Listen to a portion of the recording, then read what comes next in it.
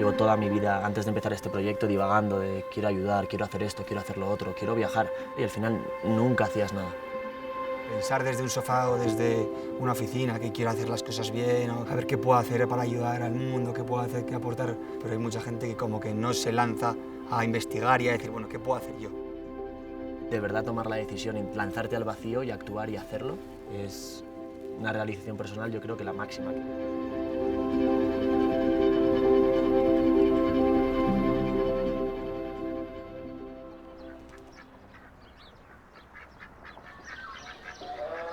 Hubo un punto, ¿no?, en el que ninguno de nosotros estaba completamente satisfecho con lo que estaba haciendo en la vida. Aunque estábamos felices, no era lo que realmente nos iba a llenar y nos iba a apasionar para siempre, ¿no?, que era lo que al final nosotros queríamos buscar. Decidimos desde un principio que iba a ser Latinoamérica, no sabíamos exactamente dónde. Esto es divertido porque hubo una discusión, somos 4, 2 querían mucho ir a Perú y 2 querían mucho ir a México.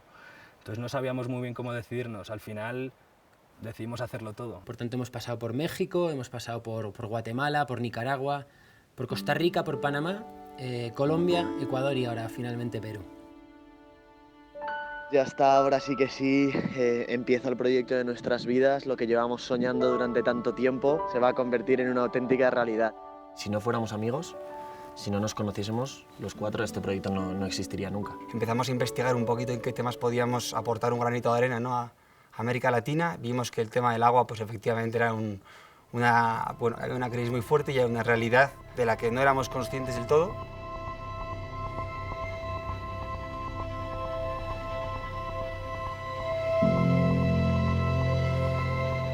Nos dimos cuenta de que, bueno, que era un problema que podríamos aportar a solventar y ahora teníamos que descubrir cómo hacerlo, ¿no?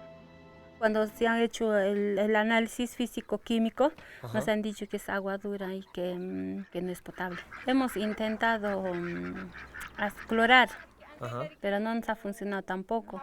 Y entonces lo que hacen las familias es hervir el agua.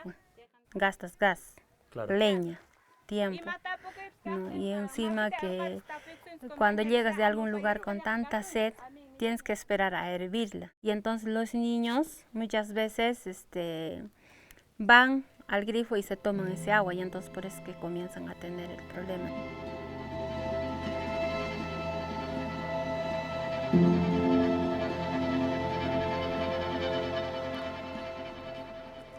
¿Qué familia aquí hierve el agua en su casa antes de tomarlo? Que levante la mano quien hierva el agua. ¿Todos? Mucha gente, muy bien. Bueno, pues nosotros estamos aquí para que a partir de ahora no tengan ni que hervir, ni que clorar, ni que comprar agua. A partir de ahora, con estos filtros, van a tener agua purificada, potable, gratis, instantáneamente.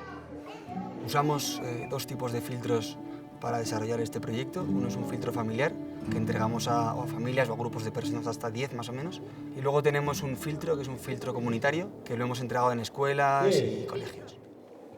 ¿Y para qué sirve el filtro? Esto tengo que abrir para que el agüita filtrado salga al balde. Entonces, si yo quisiera, agarraría un depósito grande, entonces ahí filtraría el agua y ya no gastaría en eso, sino ya sería un ahorro para mí.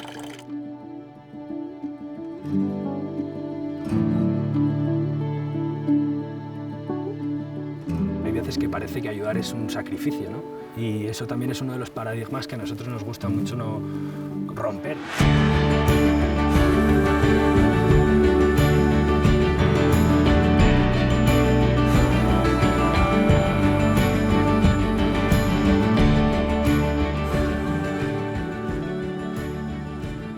Pequeños gestos hacen cambiar las cosas de forma real. Y es que si ayudas, eres ayudar. Y en nuestro caso, podéis creernos que la ayuda que nosotros nos llevamos es increíblemente mayor a la que nosotros tratamos de aportar a estas comunidades. Da igual, al final, si cometes un error, si no te sale bien, si te tropiezas, es parte de la experiencia y es parte del aprendizaje. Lo importante es que hagas algo. Yo animaría a que todo el mundo lo probase. Esto es la vida y esto es The Waterman Project, ¿no? No solo filtros, esto es otra historia, esto es mucho más.